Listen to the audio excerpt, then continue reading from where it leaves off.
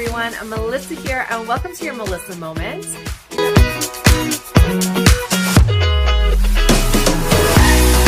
Hello, everyone. Melissa here. Welcome to your Melissa Moment, and welcome to Turn the Page Thursday, where we are reading Stephen King's You Like It Darker.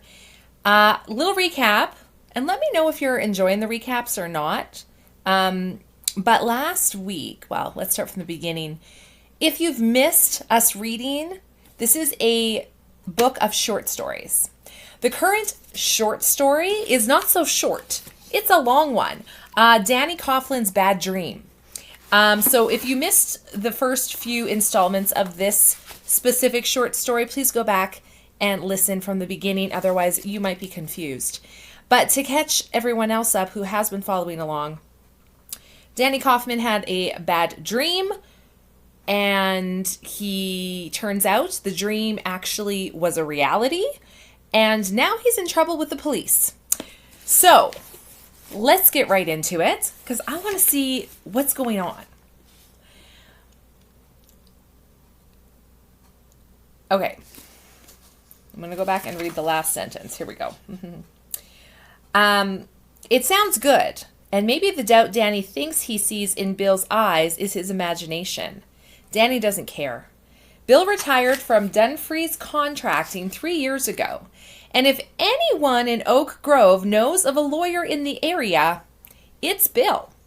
He asks. Bill checks his phone, and Danny has a name and number even before the dark blue sedan turns onto the highway. He types the info into his contacts. I'm surprised they didn't take my phone too, Danny says. If I'd left it in the glove compartment of my truck like I usually do, they'd have it.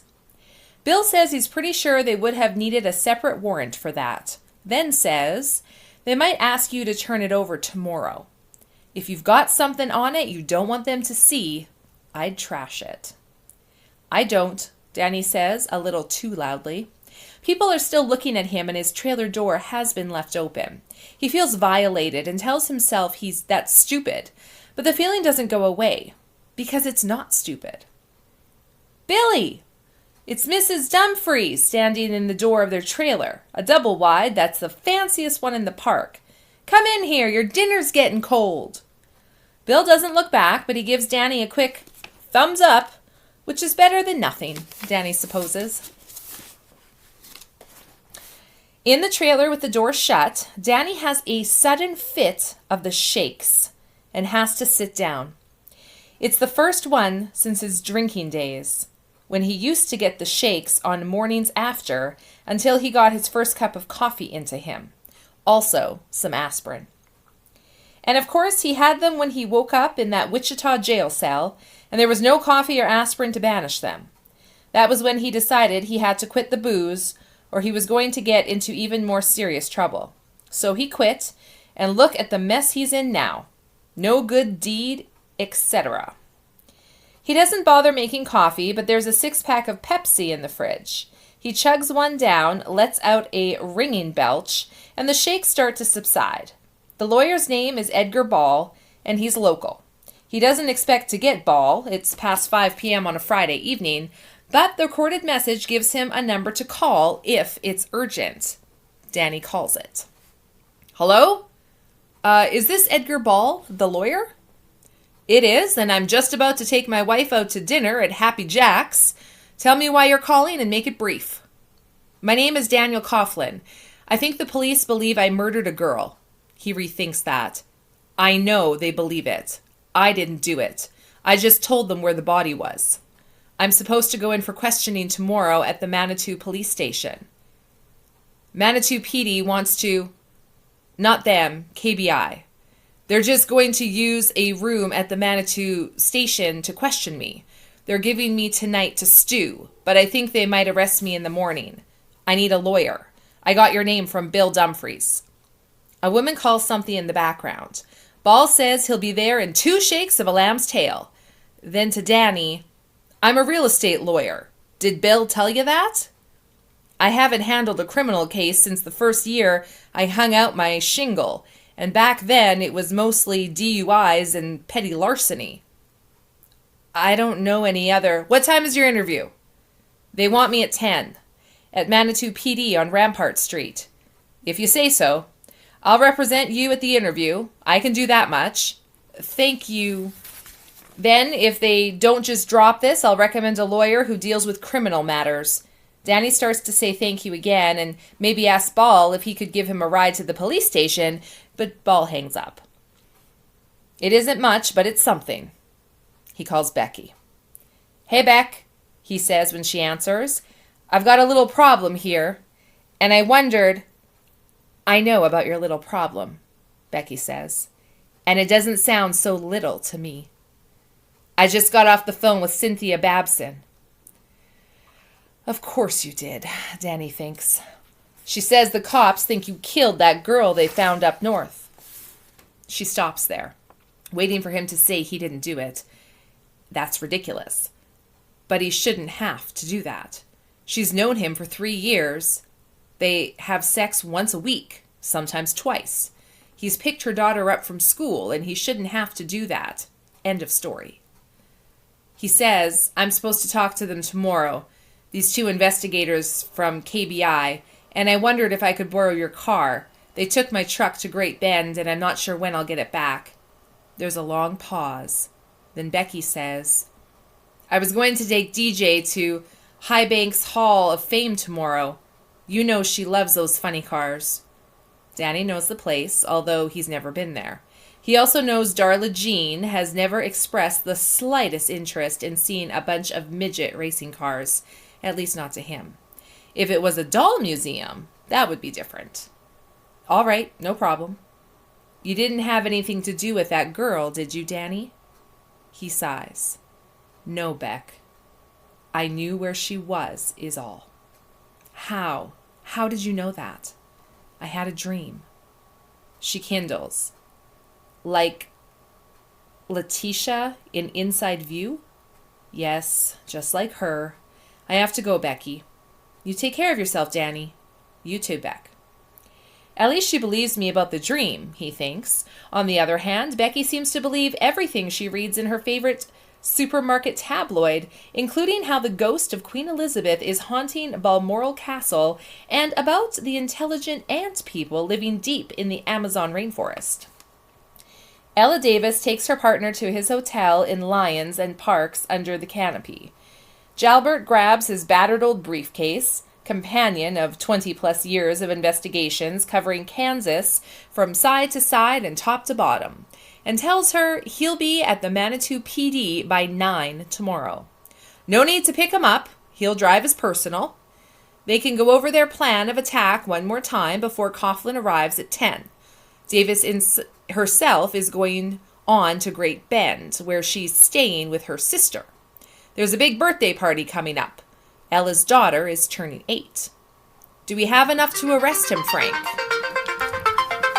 Pause. Sorry about that little interruption there. There's a big birthday party coming up. Ella's daughter is turning 8. Do we have enough to arrest him, Frank? Let's see what forensics finds in his truck. No doubt in your mind that he did it? None. Drive safe, Ella. She heads out. Jalbert gives her a wave and then heads to his room, giving his Chevy Caprice a pat on the way by. Like his briefcase, the Caprice has been with him on many cases from Kansas City on one side of the state to Scott City on the other. The 2-room suite, far from fancy, is what's known as Kansas Plain. There's a smell of disinfectant and a fainter smell of mold. The toilet has a tendency to chuckle after flushing unless you flap the handle a few times. The air conditioner has a slight rattle. He's been in better places, and he's been in far worse. Jalbert drops his briefcase on the bed and runs the combination lock. He takes out a file with Wicker written on the tab. He makes sure the curtains are pulled tighter. He pulls the chain on the door and turns the thumb lock. Then he undresses down to the skin, folding each item of clothing on top of the briefcase as he goes. He sits in the chair by the door. 1. He moves to the chair by the tiny, almost useless desk and sits down. 1 + 2. Add 3. 6. He goes onto the bed and sits beside his briefcase and folded clothes. 1, 2, 3, 4, 5, and 6 make 21. He goes into the bathroom and sits on the closed lid of the toilet. The plastic is cold on his skinny buttocks. 1, 2, 3, 4, 5, 6, 7, 8, 9, and 10 make 25. He goes back to the first chair, skinny penis swinging like a pendulum, and sits down. Now add 11, 12, 13, 14, and 15 makes 120. He makes another full round, which satisfies him. Sometimes he has to go on 10 or 20 rounds before his mind tells him it's enough. He allows himself a piss that he's been holding a long time, then washes his hands while he counts to 17. He doesn't know why 17 is perfect for hand washing. It just is. It works for teeth brushing, too. Hair washing is a 25 count. Has been since he was a teenager. He pulls his suitcase from under the bed and puts on fresh clothes. Those he took off and folded go into the suitcase. The suitcase goes back under the bed. On his knees, he says, "Lord, by your will, I serve the people of Kansas. Tomorrow, if it's your will, I'll arrest the man who killed poor Miss Yvonne." He takes the folder to the chair by the useless desk and opens the file. He looks at the pictures of Miss Yvonne, leafing through them 5 times. 1 to 5 add together make 15. She is terrible to look at. Terrible, terrible. These pictures would break the stoniest heart. What he keeps coming back to is the charm bracelet. Some of the charms missing. From the look of it, and the dirt in her hair, poor Miss Yvonne. 20 years old, raped and murdered. The pain she must have felt, the fear. Jalbert's pastor claims that all earthly terrors and pains are wiped away in the joys of heaven. It's a beautiful idea, but Jalbert isn't so sure. Jalbert thinks that some traumas may transcend even death. A terrible thought, but it feels true to him. He looks at the pathologist's report, which is a problem. It states that Miss Yvonne was in the oil-soaked ground at least 10 days, plus or minus, before her body was exhumed by the highway patrol, and there was no way of telling when she was actually murdered. Coughlin could have buried her behind the deserted gas station immediately, or he could have held on to the body for a while, possibly because he couldn't decide where to dispose of it, possibly for some psycho reason of his own. Without a more precise time of death, Coughlin really doesn't have to have an alibi. He's a moving target. On the other hand, Jalbert says, he wants to be caught. That's why he came forward. He's like a girl saying no, no with her mouth and yes, yes with her eyes. Not that he could make such a comparison to anyone else, most of all Ella Davis. Not in this era of #BelieveTheWoman. I believe in Miss Yvonne, he thinks. He's unhappy that they don't have more and thinks about doing the chairs again, but he doesn't. He walks down to the snack shack for a cheeseburger and a shake instead. He counts his steps and adds them. Not as good as doing the chairs, but quite soothing. He sits in his Kansas plain suite, which he will forget as soon as he leaves it, and he has forgotten so many other temporary accommodations. He eats his burger. He drinks his shake until the straw crackles in the bottom. He thinks about Coughlin saying he dreamed Miss Yvonne's location. That's the part of him that wants to confess. He'll admit it, and then he's done. Well, I don't know about you, but it seems to me that Mr. Jalbert has a bit of OCD. Crazy. Danny is watching something on Netflix without really seeing it when his phone rings. He looks at the screen, see it's Becky, and thinks she's had time to change her mind about loaning him her car. Only that's not it. She tells him they better cool it for a while, keep their distance. Just until the cops clear him of the Wicker thing. As, of course, they will. But see, here's the thing, Danny. Andy's talking about going back to court and suing me, or whatever they call it, for custody of Darla Jean. And if his lawyer can say I've been spending time with someone under suspicion for, that girl, he might be able to convince a judge. Really, Beck? Didn't you tell me he's 6 months behind on his child support payments? I don't think a judge would be very eager to turn DJ over to a deadbeat dad, do you? I know, but, Danny, please try to understand. If he had Darla Jean, he wouldn't have to pay child support.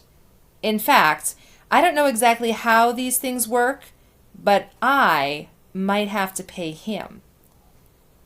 When was the last time he even took DJ for the weekend? She has an answer for that too. More weak bullshit.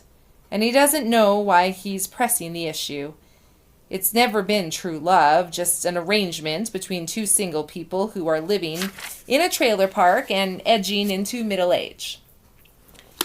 She doesn't want to be involved. Fine. But he'll miss Darla Jean, who helps him plant flowers to dress up his cement block steps a little. DJ is a sweetie, and an idea strikes him. It's unpleasant. It's plausible. It's unpleasantly plausible. Are you afraid I might do something to DJ, Becky? Molest her or something? Is that what this is about? No, of course not. But he hears it in her voice, or thinks he does. And it comes to the same. Take care of yourself, Beck. Danny, he ends the call, sits down, and looks at the TV where some male doofus is telling some female doofus that it's complicated. Ain't it just, Danny says, and zaps the show into oblivion. He sits and looks at the blank television screen and thinks, I will not pity myself. I just screwed up reporting what I found, and I won't pity myself. Then he thinks of Jalbert's eyes crawling over his face. Watch out for that one, he says. For the first time in 2 years, he finds himself wishing for a beer. Jalbert lies in his bed, ramrod straight, listening to a prairie wind blowing outside, thinking about the next day's interrogation. He doesn't want to think about it. He needs his sleep so he can be fresh in the morning. Coughlin is the one who should lie sleepless tonight, tossing and turning. But sometimes you can't turn off the machine. He swings his legs out of bed, grabs his phone, and calls George Gibson, who's been heading the KBI forensics unit for the last 7 years. Gibson flew in from Wichita as soon as the judge signed off on the search warrants and was ready to start work as soon as Coughlin's truck was delivered. Calling him is a mistake. Gibson will call him if he has something. But Jalbert can't help himself. Sometimes, like now, for instance, he knows how junkies feel. George, it's Frank. Have you got anything? Any sign at all that that girl was in the truck? Nothing yet, Gibson says, but we're still working. I'm going to leave my phone on. Call me if you get something definitive. Doesn't matter how late. I will. Now, may I go back to work? Yes, sorry. It's just, we're working for the girl, George. For Miss Yvonne. We're her advocates. Thanks for reminding me.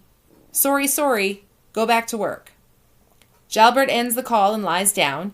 He begins counting and adding. 1 and 2 make 3, 3 more is 6, 4 more is 10, 5 more is 15.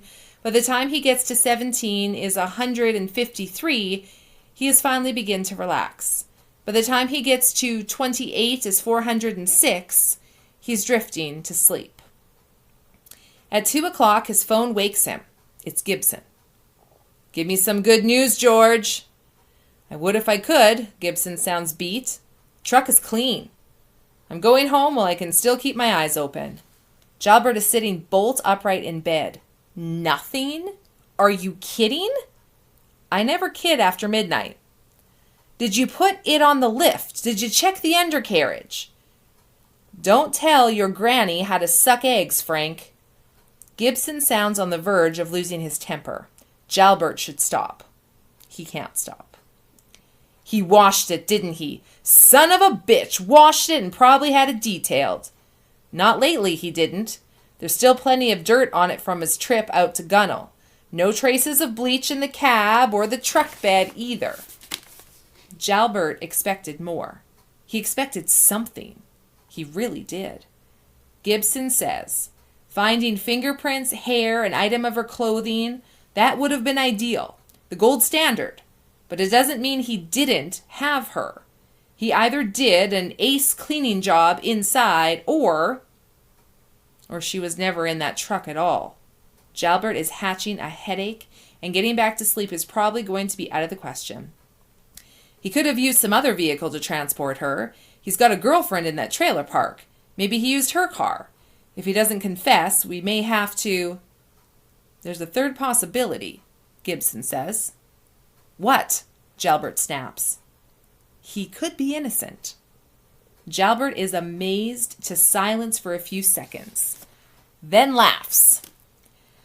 When Jalbert arrives at the Manitou police station the next morning, fresh pair of dad jeans, fresh shirts, same lucky black coat, he sees Ella Davis waiting for him on the front steps, smoking a cigarette. When she sees him coming, she drops it and steps on the butt. She thinks of telling him he looks tired, rejects the idea, and instead asks him what he knows about Coughlin's truck. Clean, Jalbert says, and sets his briefcase down between his sensible black shoes, which means we've got a little more work to do. It could also mean Yvonne Wicker wasn't his first. Have you thought of that? Of course he has. Serials often botch their first one, but if they're not caught, they learn from their mistakes. He could tell Davis there was no bleach residue in the truck, meaning Coughlin didn't use it to clean up blood, other fluid, or touch DNA. But the idea doesn't cross his mind because it doesn't matter. Coughlin did her. The dream story was either a half-assed effort to show off, like an arsonist showing up to help fight the fire he started, as Davis said, or because the guilt has gotten too much for him and he wants to confess. Jalbert thinks the latter, and will be happy to help him in that regard. Miss Yvonne stayed at a shelter in Arkansas City on the night of May 31st, Jalbert says. Her signature is in the ledger. Next morning, she buys coffee and a sausage biscuit at a Gas and Go near the intersection of I-35 and... Help me. State Road 166, Davis says. She's on the security video. Big as life. Clerk saw her picture in the Oklahoma and called it in. Gold star for him. Jalbert nods. June 1st, just past 8 a.m., off she goes to hitch a ride on 35. And that's the last time anyone saw Miss Yvonne until Coughlin drives out to Gunnell and reports the body. We together so far? Davis nods. So when we question Coughlin, we have to ask him where he was and what he was doing between the 1st of June and the 24th when he made that call. He'll say he doesn't remember, which is reasonable. It's only on TV that people remember where they were. If you asked me where I was on June 5th or the 10th, I couldn't tell you, not for sure. He punches the clock at the high school where he works. That takes care of some of the time. She starts to say something and he raises those two fingers to cut her off. I know what you're thinking. A time clock doesn't know what you do after you punch in, but he's got those two boys working for him. We'll talk to them. See if he left them on their own for a few hours or even a whole day. Davis takes a notebook out of her big bag and begins to scribble in it. Without looking up, she says, School was still in the first week of June. I checked the calendar online. Plenty of people will have seen him if he was there. We're going to talk to everyone, Jalbert says. Just you and me, Ella. Find out as much as we can about where he was during those 3 weeks. Find out where the holes are, the inconsistencies. Are you up for that? Yes. That's if he doesn't confess this morning, which I have a feeling he might do. Only one thing bothers me, Davis says. How he looked when you told him the perp left semen. What I saw on his face and his body, that too, was relief. Gladness, almost. He couldn't wait to give me a cheek swab. Jalbert raises his hands, palms out, as if to physically push the idea away. Why would he worry about DNA? He knew it was a bluff because he put on a prophylactic before he raped her. She says nothing, but there's a look on her face that makes him frown. What? It was relief, she repeats. Like he didn't know about the rubber.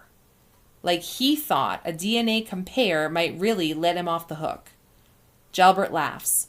Some of these bad boys are exceptional actors. Ted Bundy had a girlfriend. Dennis Rader fooled his own wife for years, I suppose. But he wasn't very clever about the burner he used, was he? The frown reappears. Come on, Ella. He wanted us to find him. Now are we going to get justice for Miss Yvonne this morning? She considers this. Jalbert has been an investigator with KBI for 20 years. She's been an inspector for 5. She trusts his instincts. Plus the story of the dream is such obvious bullshit. We are. He pats her on the shoulder. That's it, partner. You hold that thought. The last thing Danny wants is another cop car showing up at his trailer. So at 9:30, he's standing at the entrance to Oak Grove, hands in his pockets, waiting for his ride. He's thinking about how badly he fucked up the anonymous call, succeeding in only making things look worse for himself. And he's thinking about Jalbert. The woman doesn't scare him. Jalbert does. Because Jalbert has made up his mind, and all Danny has is a story about a dream that only a few people, such as Inside View readers like Becky, would believe. Well, he does have one other thing going for him. He didn't kill the girl. As it turns out, he could have waited at his trailer because the cop who picks him up is driving and unmarked. He's wearing his uniform but sitting behind the wheel with his hat on the seat and the cop button of his shirt undone.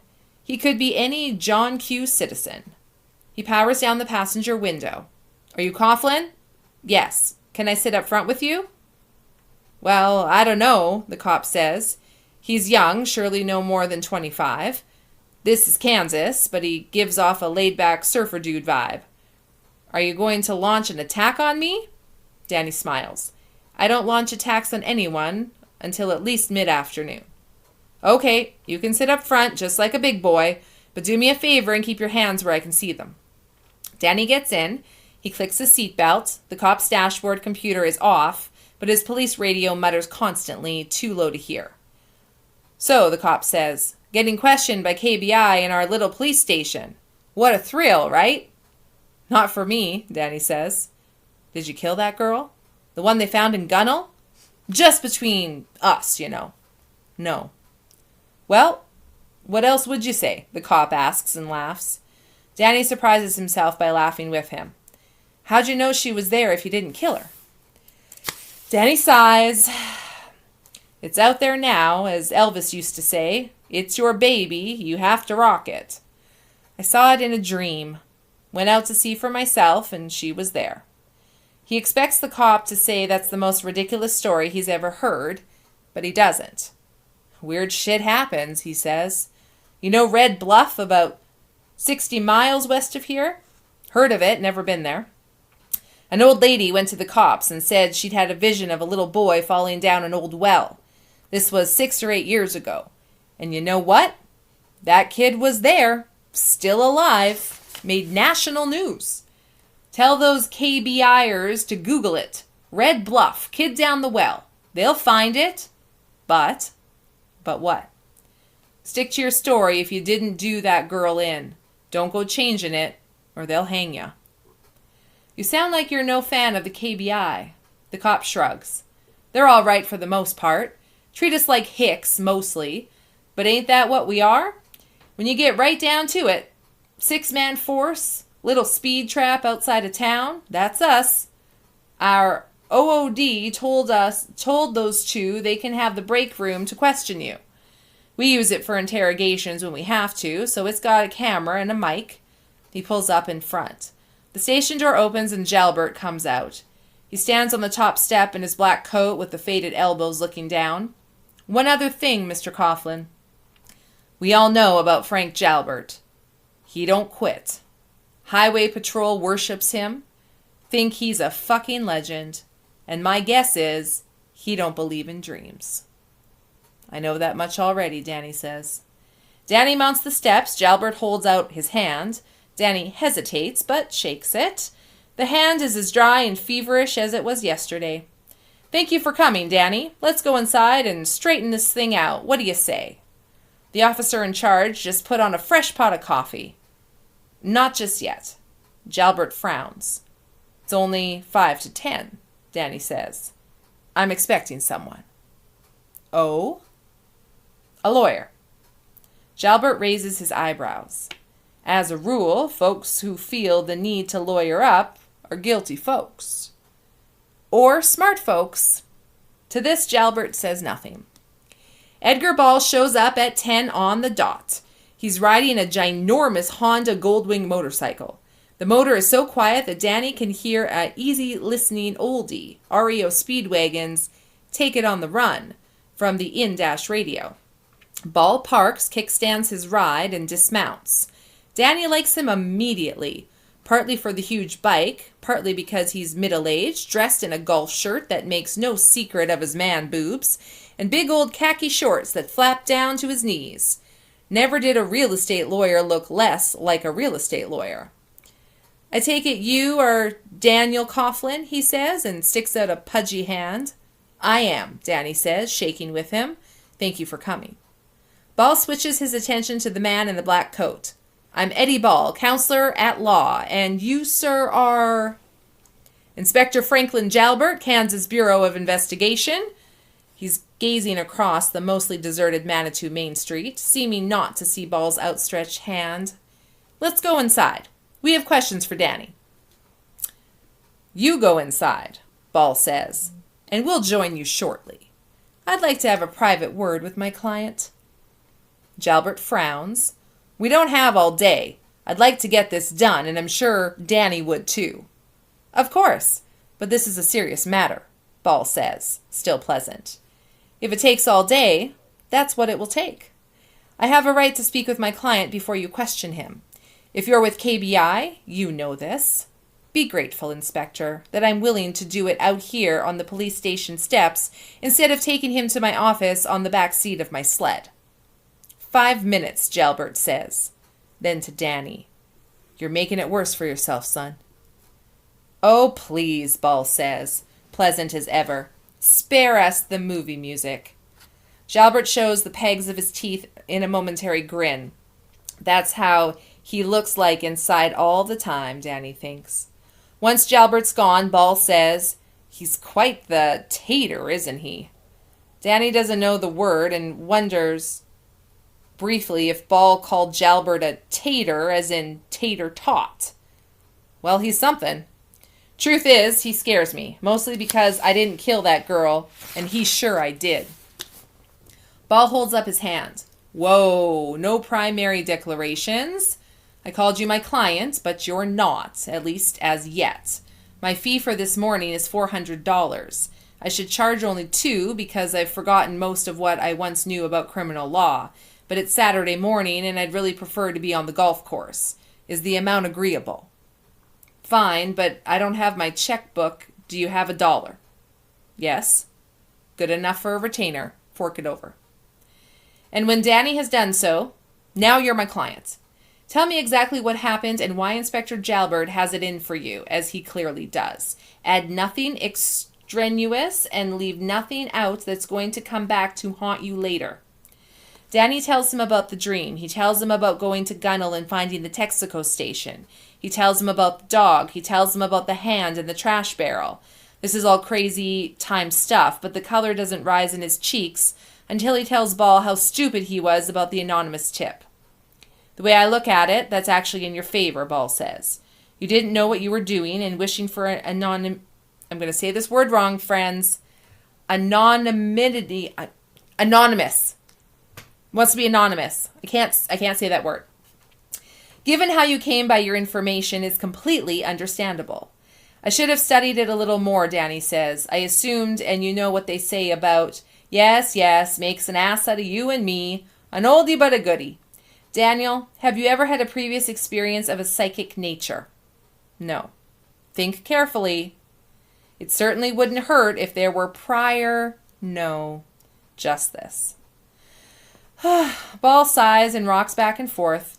He's wearing motorcycle boots and knee-high compression socks with his extra-large shorts, which Danny finds amusing. All right, he says. It is what it is. Another oldie but a goodie. Ella Davis comes out. Danny, if you don't want to make the 2-hour ride to Great Bend and answer our questions there, let's get this show on the road. Ball smiles at her. You are? Inspector Davis, KBI, and I'm losing my patience. So is Frank. Well, we certainly don't want that, do we? Ball says. And since your valuable time is also my client's valuable time, I'm sure Daniel will be happy to help you with your inquiries so he can get back to his Saturday. There's a rattling soft drink machine in the Manitou PD's break room. There's a counter with a coffee maker and a few pastries on it. The sign over the pastries says, "Kick a buck." On one wall is a plaque reading, "We serve and protect." On another is a poster showing O.J. Simpson and Johnny Cochran. The caption reads, "It don't mean shit if the glove doesn't fit." In the middle of the room, there's a table with 2 chairs on either side and a microphone in the middle. Between the drink machine and the pastry counter, a camera on a tripod blinks its red light. Jalbert spreads his hands at 2 of the chairs. Danny and his new lawyer take them.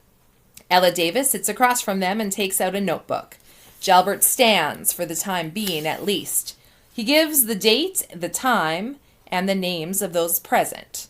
Then he gives Danny the Miranda warning again, asking if he understands his rights. "I do," Danny says. "Spoiler alert, inspectors. I'm mostly a real estate lawyer," Ball says. "I do land. I work with a number of local banks. I coordinate buyers and sellers. I write contracts. I write the occasional will. I'm no Perry Mason or Saul Goodman. Just here to make sure you are respectful and open-minded." "Who is Saul Goodman?" Jalbert asks. He sounds suspicious. Ball sighs. "TV show. Fictional character. Forget it. Ask your questions." Jalbert says, "Speaking of respect, I want to tell you who deserved some. Yvonne Wicker. What she got instead was rape, stabbed repeatedly, and murdered." Ball frowns for the first time. "You are not prosecuting this case, sir. You are investigating it. Save the speeches and ask your questions so we can get out of here." Jalbert shows his pegs again in what he may assume is a smile. "Just so you understand, Mr. Ball, understand and remember. We're talking about the cold-blooded murderer of a defenseless young woman. Understood?" Ball doesn't look cowed, at least Danny doesn't think so, but the pleasant smile is gone. Jalbert nods to his partner, Ella Davis, and she says, "How are you this morning, Danny? Doing okay?" Danny thinks, so it's good cop and bad cop after all. Other than everyone in Oak Grove thinking I'm in police trouble, I'm doing all right. You? I'm fine. They'll know what kind of trouble this is soon enough, won't they? But Becky will, Danny thinks, and once she tells Cynthia Babson, it'll go viral. "We'd like to have a peek at your phone," Davis says. "Just a matter of routine. Would that be okay?" She's giving him direct eye contact and a smile. "Just a look at your locations could eliminate you from our other inquiries. Save time for us and trouble for you." "Bad idea," Ball says to Danny. "I think they need a special search warrant for your phone, or they would have taken it already." Ignoring him, still wearing her best trust me smile, Davis says, "And you'd have to unlock it for us, of course. Apple is very touchy about the privacy issue." Jalbert has retreated to the pastry counter, content to let the good cop carry the ball, at least for now. As he pours himself some coffee, he says, "It would go a long way toward establishing trust, Danny." Danny almost says, "You trust me about as far as you could throw this table," but keeps it to himself. He doesn't need Ball, likable, but clearly out of his depth, to tell him the less he says, the better. Hostile comments won't help, no matter how much he'd like to make them.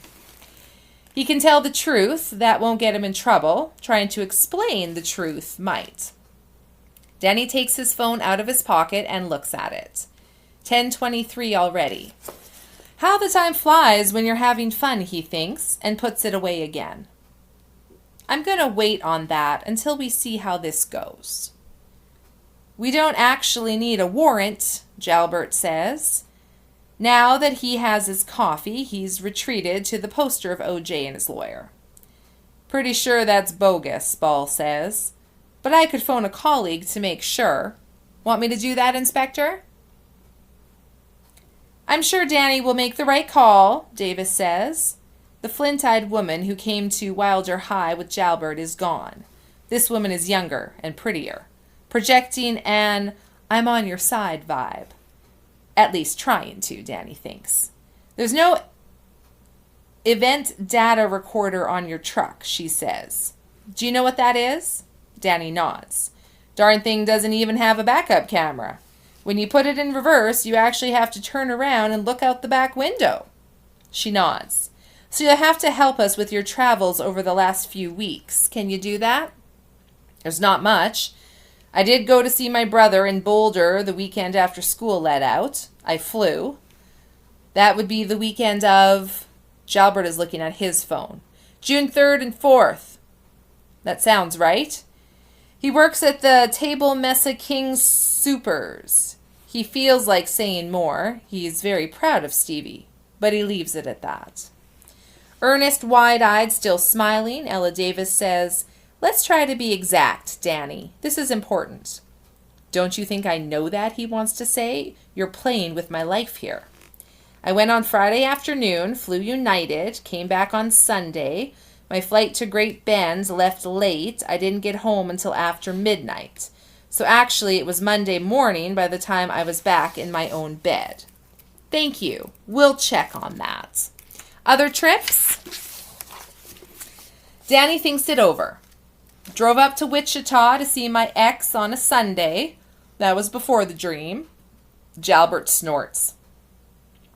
Ball, looking at his own phone, says, Could have been the 11th of June. Danny thinks. Must have been.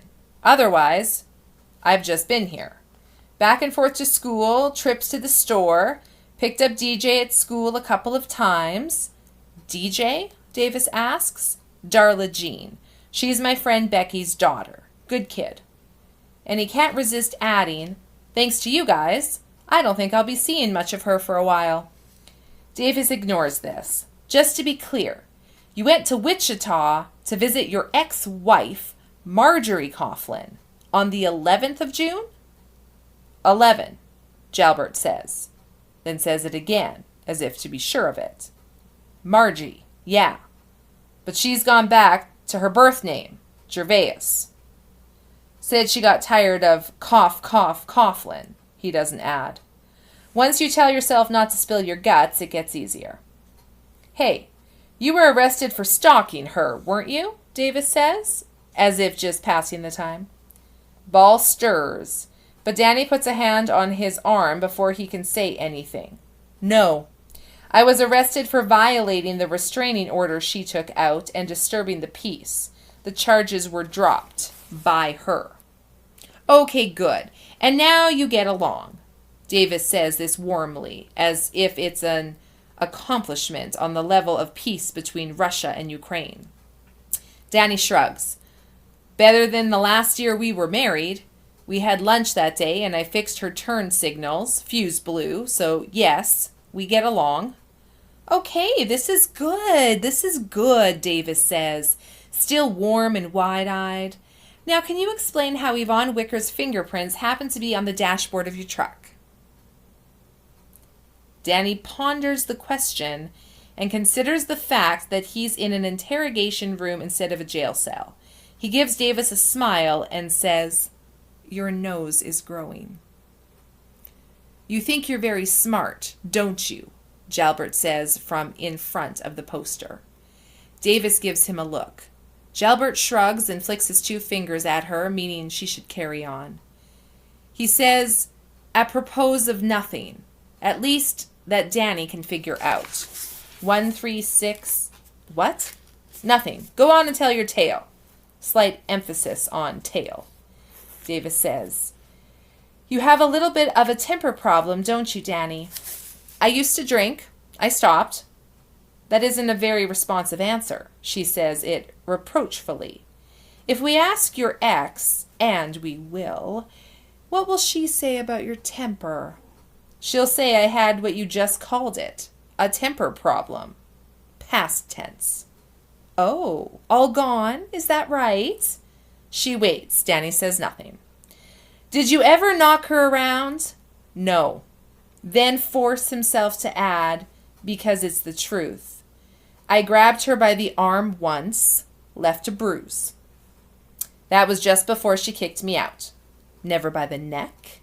She smiles and leans forward, inviting confidence. Tell the truth and shame the devil. No. And you never raped her? Hey, come on, Ball says. Respect, remember? I have to ask, Davis says. The Wicker girl was raped. I never raped my wife, Danny says. Not for the first time, he's struck by a feeling of unreality and thinks, I helped you guys. If not for me, that girl would still be a stray dog snack bar. When the last time you went to Arkansas City? The change of direction feels like a whiplash. What? I've never been to Arkansas in my life. Arkansas City, Kansas? Near the Oklahoma border. Never been there. No? Well, we can't check the EDR in your truck, can we? Because they weren't installed in Toyota Tundras for another year. But we could check on your phone. Isn't that right? Danny repeats. Let's see how this goes. How about Honeywell? There's also in Danny shakes his head. I've heard of it, but never been there. What about the Gas and Go where I-35 and SR-166 intersect? Ever been there? I guess not to that particular one, but they're all pretty much the same, aren't they? You guess. Come on, Danny. This is serious. If that Gas and Go is in Honeywell, I've never been there. She makes a note, then gives him a reproachful look. If we could just check your phone. Danny's had enough of this. He takes it out of his pocket and slides it across the table. Jalbert steps forward and pounces on it, as if afraid Danny will change his mind. The passcode is 7813, and I'll have my IT guy check it when I get it back, just to make sure you haven't added anything. This is pure bluff. Danny doesn't have an IT guy. We don't roll that way, Davis says. Uh-huh. And you don't lie about fingerprints either. He pauses. Or DNA from semen. For a moment, Davis looks off her game. Then she leans forward again and gives him her, you can tell me anything smile. Let's talk about your dream, okay? Danny says nothing. Do you have these fantasies often? Ball says, come on now. It wasn't a fantasy if this woman's body actually turned out to be there. Another snort from Jalbert. Well, you have to admit it's awfully convenient, Davis says. Not for me, Danny says. Look where I am, woman. Do you mind telling us about this dream again, Danny? He tells them the dream. It's easy because it hasn't faded a bit. And although his trip out there was similar, there's no cross-contamination between the dream and the reality. The dream is its own thing, as real as the kick-a-buck sign above the pastries, as real as Jalbert's peculiar woolly widow's peak and avid yet lusterless eyes. When he's finished, Davis asks for the official record. Danny assumes, since it's been asked before, if he's had previous psychic flashes. Danny says he has not. Jalbert sits down next to his partner. He drops Danny's phone in the pocket of his black coat. Would you be willing to take a polygraph? I guess so. I'd have to go to Great Bend for that, wouldn't I? So it would have to be after I finish work, and I'd have to get my truck back, of course. Right now, cleaning windows and sweeping floors is the least of your worries, Jalbert says. Are we done here? Ball says. I believe Mr. Coughlin has answered all your questions, and more politely than I would have done in his position, and he'll need his phone back ASAP. Just a few more, Davis says.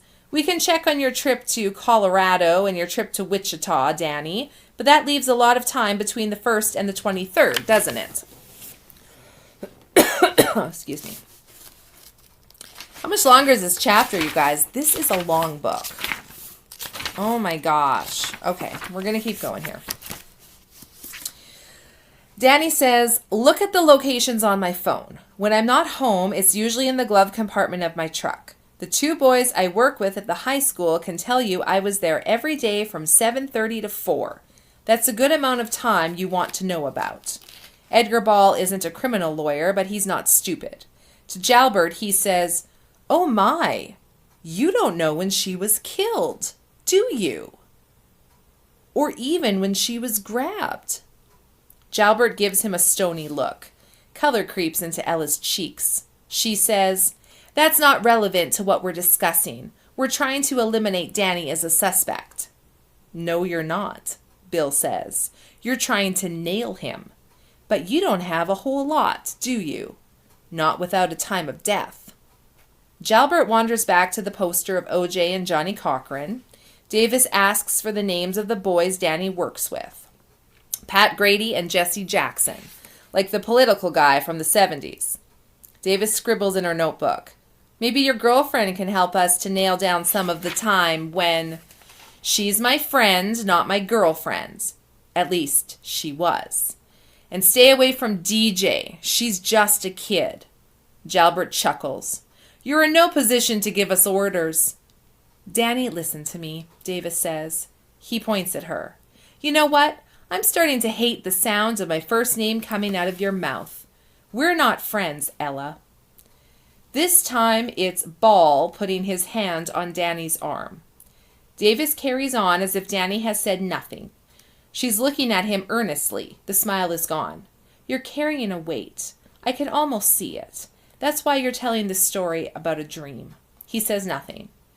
It's awfully far out. You have to admit that. I mean, look at it from our point of view. I don't even think your lawyer believes it. Not for a minute. Don't be so sure, Ball says.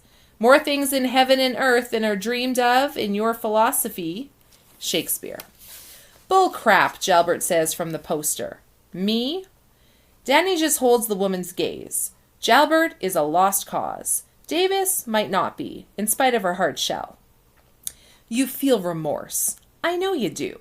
Putting that barrel over Yvonne's hand and arms so the dog couldn't get at her anymore, that was remorse. He says nothing.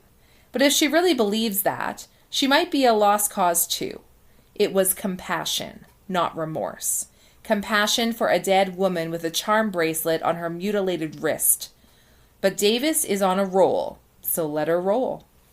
We can help you take that weight off. It will be easy once you start. And there's a bonus. If you make a clean breast of it, we may be able to help you.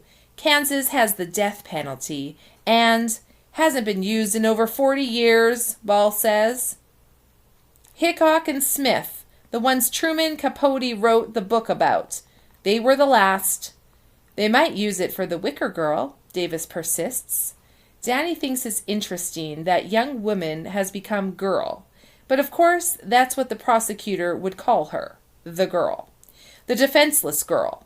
But if you own up to what you did, the death penalty would almost certainly be off the table. Make it easier for us and for yourself. Tell us what really happened. I did, Danny says. I had a dream. I went out to prove to myself a dream was all it was. But the girl was there. I called it in. You don't believe me. I understand that. But I'm telling the truth. Now let's cut the crap. Are you going to arrest me? Silence. Davis continues looking at him for a moment with that same warm earnestness. Then her face changes, becomes not cold, but blank. Professional. She sits back and looks at Jalbert. Not at this time, Jalbert says. His dusty eyes say, but soon, Danny, soon. Danny stands up. His legs are like the legs in his dream, as if he doesn't own them and they might carry him anywhere.